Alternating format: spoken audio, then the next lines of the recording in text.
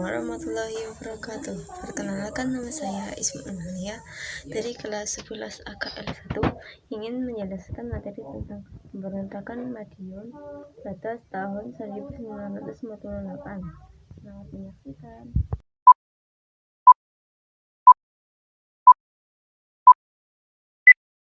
Latar belakang pemberontakan PKI Madiun tahun 1948 berawal dari situasi politik, ekonomi, dan sosial yang tidak stabil pada masa awal kemerdekaan Indonesia. Setelah Indonesia memproklamasikan kemerdekaannya pada 17 Agustus 1945, bangsa Indonesia masih harus berjuang mempertahankan kemerdekaan dari upaya Belanda yang ingin kembali menjajah. Dalam perjuangan mempertahankan kemerdekaan tersebut, muncul berbagai perbedaan pandangan dan ideologi di kalangan tokoh-tokoh politik di Indonesia. Alasan 1. Kekecewaan terhadap pemerintah Republik. Kelompok kiri, terutama FDR dan PKI, merasa tidak dilibatkan dalam pemerintahan setelah kabinet Hatta terbentuk.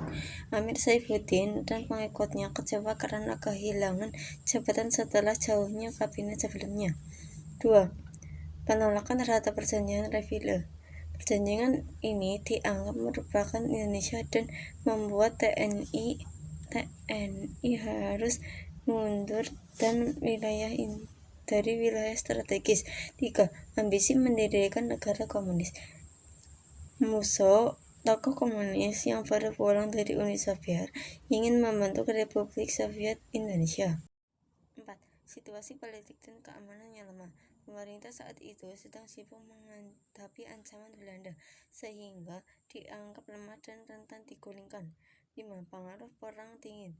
Komunisme sedang berkembang pesat di Indonesia, khususnya di Asia, contoh Tiongkok. Fakta-fakta. 1. Ideologi komunis.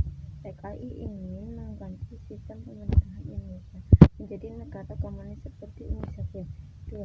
Ketidakpuasan politik. FDR dan PKI kecewa karena tokohnya tidak dikomandasi dalam kabinet Hatta.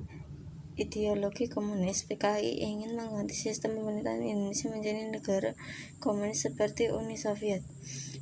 A. Pengaruh Perang Dingin. Uni Soviet dan negara Blok Timur mendukung penyebaran komunisme di Asia, termasuk Indonesia. Akibat. A. Akibat politik. Menurunnya pengaruh PKI dan kelompok kiri dalam perpolitikan nasional. B. Akibat sosial. Banyak korban jiwa, baik dari kalangan militer, aparat, ulama, maupun rakyat sipil. C. Akibat keamanan.